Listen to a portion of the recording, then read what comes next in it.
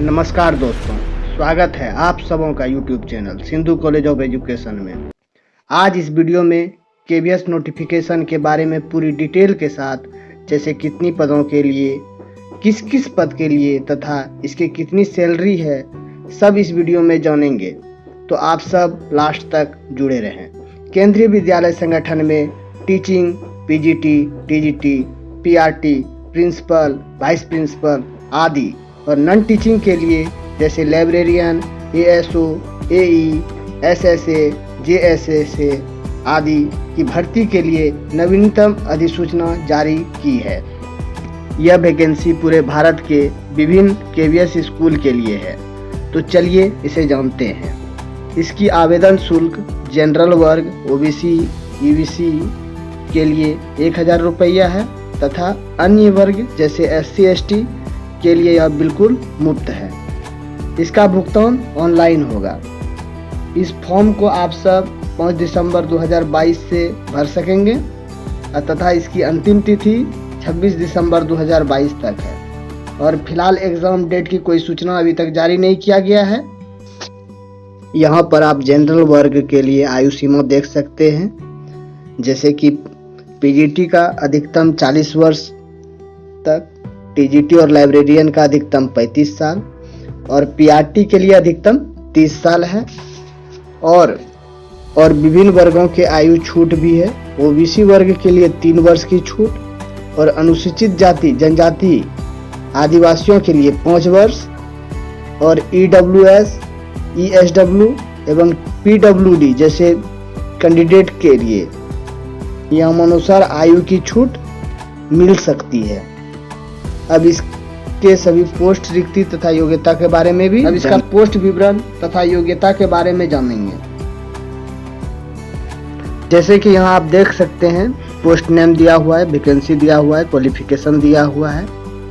जैसे कि आप यहाँ पर देख रहे हैं, असिस्टेंट कमिश्नर का 52 सीट है, जिसमें कि क्वालिफिकेशन चाहिए पीजी, बीएड, रिलेवेंट एक्सपीरियंस, इसके संबंधित कोई एक्सपीरियंस है आपके पास वो भी लगा सकते हैं।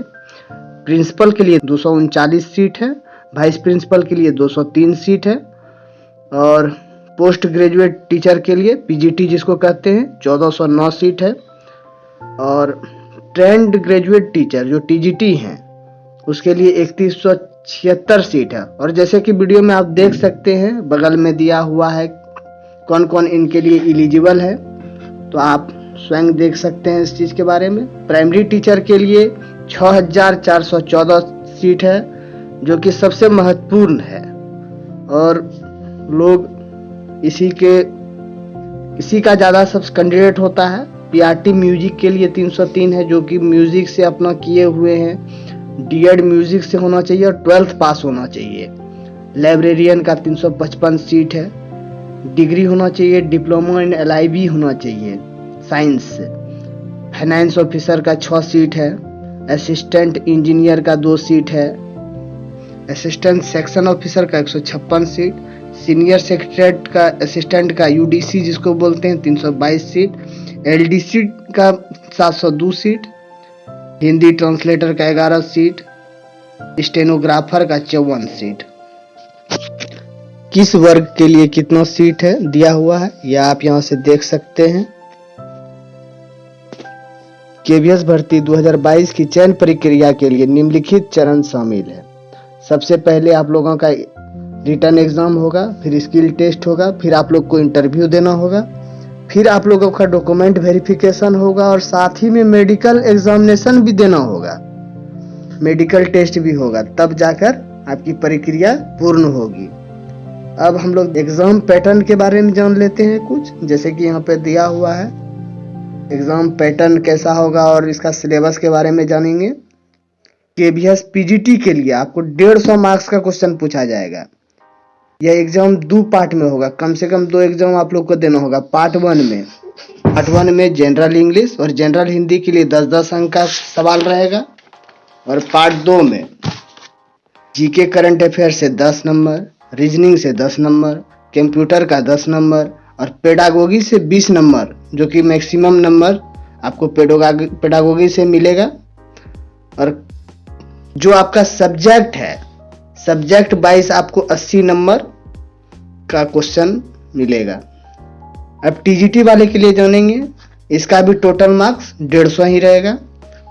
इनको भी पार्ट 1 और पार्ट 2 में एग्जाम देना होगा। इनको भी पार्ट 1 में जैसे कि जनरल इंग्लिश और हिंदी के लिए 10-10 नंबर का क्वेश्चन रहेगा।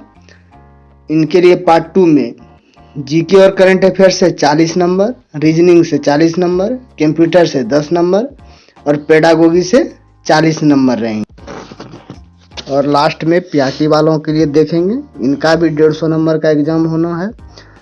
पार्ट 1 इनका भी सेम ही रहेगा, जैसे ऊपर में 10-10 नंबर का इंग्लिश हिंदी का था वैसे ही, कोई परिवर्तन नहीं होना है।